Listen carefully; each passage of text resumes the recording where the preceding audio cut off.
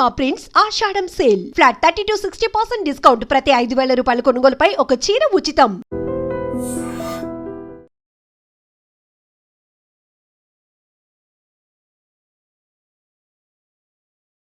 తర్వాత విశాఖ వచ్చేసిన కార్డిలియో cruise ship మరి కాసేపట్లో ప్రారంభం కాబోతోంది. రియల్లీ చెప్పాలంటే 11 అంతస్తుల విలాసవంతమైన ఈ క్రూజ్ ట్రావెల్ అనేది ఒక థ్రిల్ ఎక్స్పీరియన్స్ చేయాలని ప్రతి ఒక్కరికి ఉంటుంది. సో మధ్య తరగతి వాళ్ళు కూడా ఈ ట్రావెల్ని ఎక్స్పీరియన్స్ చేసేలా ఇప్పుడు ప్రైజెస్ కూడా అవైలబిలిటీలోనికి తీసుకొచ్చారు. సో మోర్ డీటెయిల్స్ అడిగి తెలుసుకుందాం. లోపల మనం పెడుతున్నటువంటి టికెట్ ఎఫర్ట్కి మనం ఎలా ఎంజాయ్ చేయగలుగుతాం, ఫన్ ఎంటర్టైన్మెంట్ ఫెసిలిటీస్ కానీ ఎలా ఉండబోతున్నాయి, సో ఈ 11 ఫ్లోర్స్లో ఏ ఫ్లోర్లో ఏముంటుంది, ఇవన్నీ కూడా డీటెయిల్గా అడిగి తెలుసుకుందాం. ఏపీ టూర్స్ అండ్ ట్రావెల్స్ నుంచి విజయ్ మోహన్ గారు మనతో పాటు ఉన్నారు. Good evening sir. సో 11 అంతస్తులు అనేటప్పటికీ చాలా ఎక్స్పెక్టేషన్స్ ఉంటాయి. జనరలీ లాస్ట్ ఎక్స్పీరియన్స్ మనకు తెలుసు, చెన్నై టు విశాఖ పుదుచ్చేరి మీదుగా వెళ్తున్నటువంటి ఈ ట్రావెల్ మ్యారిటైమ్ ట్రావెల్ ఎక్స్పీరియన్స్ అనేది చాలా థ్రిల్గా అనిపిస్తూ ఉంటుంది. బట్ మీరు ఇంకా కనెక్టింగ్గా అంటే ఎలా చెప్తారు?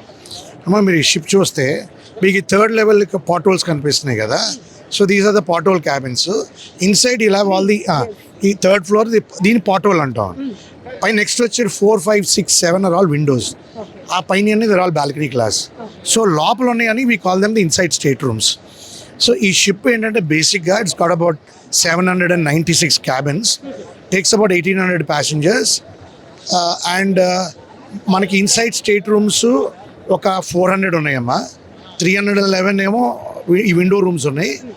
63 క్యాబిన్ క్లాస్ ఉన్నాయి, అంటే balcony class, 5 sweets, 1 chairman room.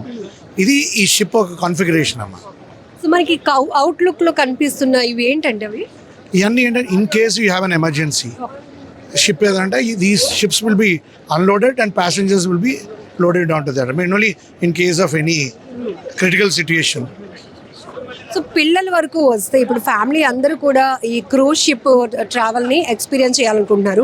పిల్లల వరకు వస్తే ఎలాంటి ఎంటర్టైన్మెంట్ మా పిల్లలకి దే హ్యావ్ లాట్. ఇప్పుడు there is back ship behind there is something అలా రాక్ క్లైంబింగ్ లాగా, అంటే there is climbing area for people can climb. Inside మనం వెళ్తే lot of indoor games which will, అంటే జనరల్గా even for kids from 2 years to 14 years there's a lot of activities that they built on. So there are a lot of activities, Amma. When we come back to adults, there's casinos. Then there's 6 bars. The most exciting thing is they have 6 bars and restaurants are 3 restaurants. 2 are buffet type and one is basically a specialty restaurant where Jain meals gani, alanti any specialty meal they get a chance to akkada tintaru gammallu. So first experience చేసిన వాళ్ళలో మీరు feedback కూడా తీసుకున్నప్పుడు ఎందుకు అంటే ఈ cruise ఒక experience చేయడానికి ఎందుకు ఇంట్రెస్ట్ చూపిస్తారు? ఫుడ్, ఎంటర్టైన్మెంట్, క్యాసినోనా? ఇది బ్లెండ్ ఆఫ్ ఎవ్రీథింగ్ అబ్బా. There is casino, there is alcohol, there is a theatre. Is a high priority. Generally అంటే లాట్ ఆఫ్ యాక్టివిటీస్. ఇప్పుడు వాళ్ళకి థియేటర్ ఉందమ్మా, 868 కెపాసిటీ ఒక థియేటర్ ఉంది. They run 3 shows and they also have a midnight show which is only for adults. So 868 into 3 shows, మీ 2 daysలో everybody will have an opportunity to go see a theatre show. 2 shows అవుతూ ఉంటాయి. అలాగే ఇవాళ రేపు so విజిబుల్గా everybody on the cruise 1,600-1,700 passengers వీళ్ళు ఆ షోస్ 2 చూడగలరు వాళ్ళు. అండ్ ఇంకోటి ఏంటంటే on top of the ship పైన ఉన్నది మనకి ఒక స్లీపింగ్ డెక్స్ లాగా, అంటే స్లీపింగ్ బెడ్స్ లాగా ఉంటాయి. సో జనరల్గా ఒక ఫ్యామిలీ, ఒక wife and husband, it is an excellent way to bond అమ్మా. అంటే వాళ్ళ వరకే. So they can sit, they can do, వాళ్ళు కూర్చొని స్కై చూస్తా. అండ్ దెన్ స్విమ్మింగ్ పూల్ ఉంది. దెన్ పిల్లలకి there is a child pool and there is also jacuzzi pool. So పిల్లలకి పైన యాక్టివిటీస్ ఏంటంటే అండ్ అక్కడ డీజే జరుగుతుందమ్మా. అప్పుడు when the ship departs it have a DJ. And but ఏమవుద్దంటే casino and alcohol only after అది international వాటర్లోకి enter అయిన తర్వాతే మీకు ఆ ఒక ఫెసిలిటీస్ 2 ఓపెన్ అవుతాయి అమ్మా. ఇండియన్ వాటర్స్లో ఉన్నని చెప్పి ఈ 2 facilities. So but 45 minutes to 1 hour మన ఇంటర్నేషనల్ వాటర్స్లో ఉంటాం. ఇమీడియట్గా అప్పుడు ఈ క్యాసినోను బార్ ఓపెన్ అవుతుంది అమ్మా. ఆల్కహాల్కి అడిషనల్ ఛార్జ్ చేస్తారా ఇంక్లూడ్ దిస్ ప్యాకేజ్? ఇప్పుడు ఈ వాయేజెస్కి అయితే ఆల్కహాల్ ఇంక్లూడ్ చేశారమ్మా. దీంట్లో బేసిక్ క్వాలిటీ ఆఫ్ ప్రోడక్ట్ ఇస్తున్నారు, ప్రీమియం ఉంది. సో అది ఎక్స్ట్రా కాస్ట్ కొడితే ప్రీమియం ప్రోడక్ట్స్ కూడా ఇస్తారన్నమాట. సార్ ఇప్పుడు మీరు చెప్తున్నారు చిన్నపిల్లలకి పెద్దవాళ్ళకి సపరేట్ ఎంటర్టైన్మెంట్ వాళ్ళు ఎంజాయ్ చేయగలుగుతారు అండ్ 2 nights వెళ్తున్నాం కదా. కాస్ట్ ప్రెసెంట్ అప్పటికి ఇప్పటికి చాలా వేరియేషను అండ్ ప్యాకేజ్లో చాలా కూడా చేర్చారు అడిషనల్గా. సో ఇప్పుడు అవైలబిలిటీలోకి వచ్చింది కాబట్టి మిడిల్ క్లాస్ పీపుల్ మధ్య తరగతి వాళ్ళు కూడా ఈ క్రూజ్ని బయట నుంచి చూసి ఎంజాయ్ చేయడం కాదు, they have experience this thrilling travelling అని మీరు చెప్తున్నారు. టికెట్ ప్రైస్ ఎట్లా పెట్టారు? 9,000 to 11,000 per person per day పడిందమ్మా. It is definitely in the reach. ఇనీషియల్గా they were selling at 11,000, but 40,000 to 44,000, but ఇప్పుడు అరౌండ్ 35,000-36,000 అమ్ముతున్నారు అంటే inside state rooms. It is a very good price. అంటే మనం you go backward on the costing. You have 2 dinners, 2 breakfast. In fact అర్లీగా lunch కూడా ఉంది. Then last first 3 breakfast, మళ్ళీ మధ్యాహ్నం టీ స్నాక్ ఉంది. Then night around 12 o'clock they have a snack. Usually ఏంటంటే ఇది చాలామంది kids they will be waiting for that mid night thing. Pizzas, burgers, cakes all come in the flow around 11:30 and 1 hour after the dinner is closed. So జనరల్గా మేము మా experience పైన చూసింది ఏంటంటే kids అందరూ they will be waiting for it from 11:30. So అప్పటికి activities అన్నీ అయిపోతాయి. మా డెక్లో డీజే అయిపోతుంది. సో ఆల్ ఈ యాక్టివిటీస్ అయిపోతాయి. షిప్ చూస్తారు. So before they sleep 12 o'clock they feel hungry. ఎందుకంటే షిప్ని ఎక్స్ప్లోర్ చేయడానికి 4 hours పడుతుంది అమ్మ. అయిపోయేప్పుడు షిప్ స్టార్ట్ అవుతుంది. బయటికి వెళ్ళినప్పుడు మనం ఏంటంటే ship lights as it sale అవుతున్నప్పుడు కనిపించడం అదొక థ్రిల్ ఫీలింగ్ ఉంటుంది. సో మనం సేల్ అయిపోతుంది. లాస్ట్ లైట్ వెళ్ళిపోయిన వరకు మనం అలా చూస్తూ ఉంటారు బయటికి. ఆ సేలింగ్ ఎక్స్పీరియన్స్ అనేది రేపు పొద్దున్న మనం లెగ్గానే పైన టాప్ డెక్ మీదకి వెళ్తే ఈ షిప్ని 360 degreesలో మనం వర్చువల్గా షిప్ని చూడటానికి మనకు ఒక అనుభూతి కలుగుతుంది అమ్మ. సెకండ్ ఏంటంటే ఇది షిప్ ఏదో స్మాల్గా ఏదో ఇలా టాస్ అవుతుంది, ఇలా ఎగురుతుంది, పడుతుంది అమ్మ. దీస్ ఆర్ ఆల్ ఇవన్నీ యాంటీ బాయింట్ షిప్స్. ఇది ఇప్పుడు చాలా మందికి డౌట్ ఉంటుందండి. యాక్చువల్గా కొంతమందికి కార్ జర్నీ పడదు, బస్ జర్నీ పడదు.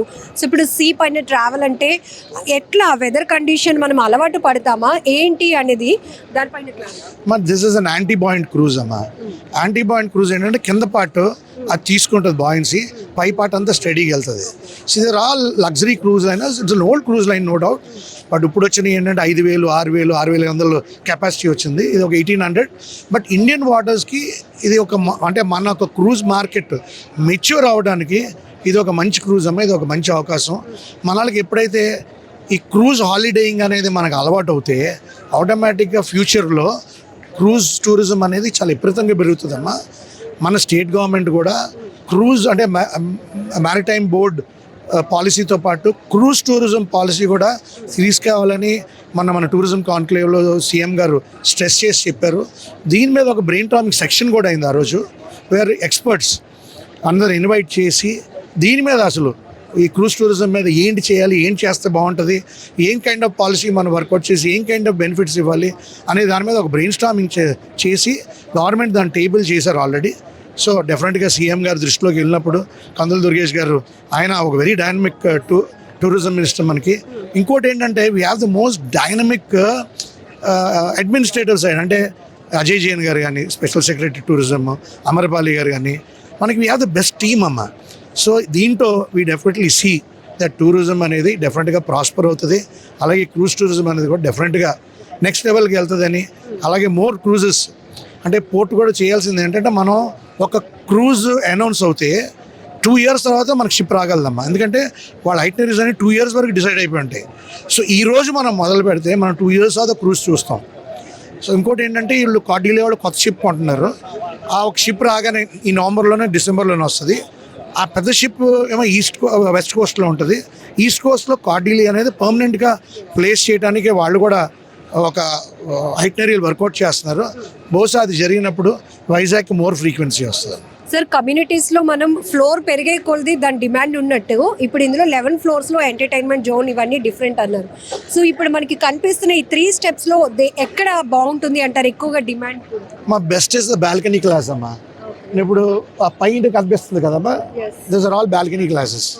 సో బాల్కనీ క్లాస్ అనేది ఎక్కువ అటుపక్క ఉంటాయి. ఎందుకంటే ఇది రెస్టారెంట్ కూడా ఉంటుంది ఇక్కడ. సో అటుపక్క ఎక్కువ బాల్కనీ క్లాస్ వస్తాయి. ఇప్పుడు ఈ పైన ఉన్న మీకు కనిపిస్తున్నాయి కదమ్మా ఆ లాస్ట్ ఇది అవన్నీ బాల్కనీ 63 బాల్కనీ క్లాసులు ఉన్నాయి మనకి. సో డెఫినెట్గా మోర్ ఎక్స్పెన్సివ్ అమ్మ. ఇప్పుడు సపోజ్ ఇది మనకి 35,000 ఉంటుంది, దాని 50,000 to 53,000 ఉంటుంది. సో ఒక 20-30-40% వేరియేషన్ ఉంటుందమ్మా balcony class for 2 nights. Thank you. Thank you.